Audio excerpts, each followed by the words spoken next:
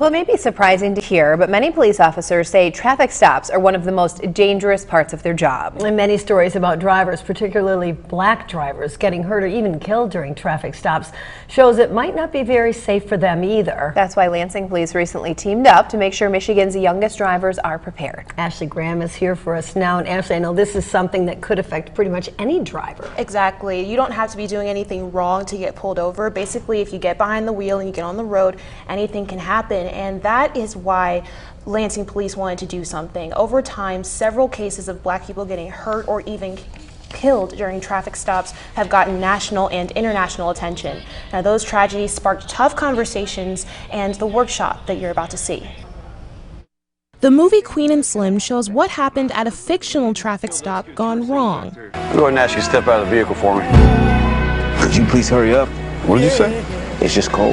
Get on the ground! Keep your hands where I can see Why is he under arrest? What is your badge number? Chill, just chill! And after talking about Walter Scott, Philando Castile, and other black men who were shot and killed during otherwise routine traffic stops, these young drivers know that scenario is all too real. It is no secret that in the black community, that black men, and specifically and particularly black boys, sometimes have the toughest and most egregious interaction, which is a bad interaction with police. That's why the mentors at Turning Point of Lansing wanted to help their boys feel prepared when they see lights flashing in their rearview mirrors. The boys are nervous. They are concerned about what happens, as they talked about today, what happens when a police comes up behind them, and what should they do to make sure that they do the right thing. Talking through the steps wouldn't be enough. The boys had to practice. All the boys that had their driver's permits got a few basic tips. Do what you would typically do, okay? This is supposed to be as natural as possible, okay? We're not gonna set it up and simulate. Before getting behind the wheel, the first driver did it blind. No step-by-step guide, no practice, just as if he were really out on the road. Do you have your license, registration, and proof of insurance? No. You don't? You don't have your license on you? It wasn't smooth sailing right away. Even though it was like not even real, but yeah, I was still nervous. Right? So this is a training scenario and you're still nervous, okay? Because you've never been in this situation before, right? I was just thinking like, what am I supposed to say? Because I ain't never been in a situation before. As the rest of the boys and their families watched, things got smoother.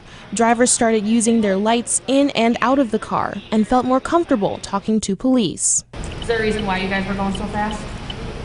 Yes, ma'am. I'm new to the area. I'm sorry. In less than an hour, I keep the license in my right pocket, and registration is in the glove box. They had it down. Community Services Officer Kasha Osborne says it was all by design. When you're prepared for it, you know what to expect a little bit more. So you're a little bit more relaxed in that circumstance and you're able to get through it a little bit easier. You know, there's a lot of people out here that don't know what to do in that type of situation, and people get hurt sometimes for no reason.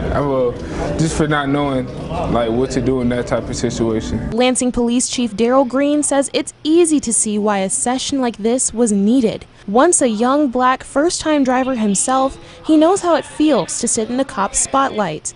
And as an officer and now chief, he says teaching the boys what to do will help him keep the peace in his city. We want young men to go home and to be safe, and we wanted to increase their knowledge base to lessen negative interactions with the police department. And if the boys do have a bad interaction one day, they have a better chance of making it home. You're gonna get people that have attitudes. You're gonna get people that are, very direct. You're gonna have people that maybe don't have the greatest facial expressions, so they're not smiling. Maybe they're kind of stone cold look on their face. Don't take any of those things necessarily into consideration when you're dealing with that officer. Just listen to whatever it is that officer is asking of you. Provide them with that information. Provide them with whatever the question. Answer the question to the best of your ability, and leave it at that. I feel more confident now, and I know what to do now in the situation.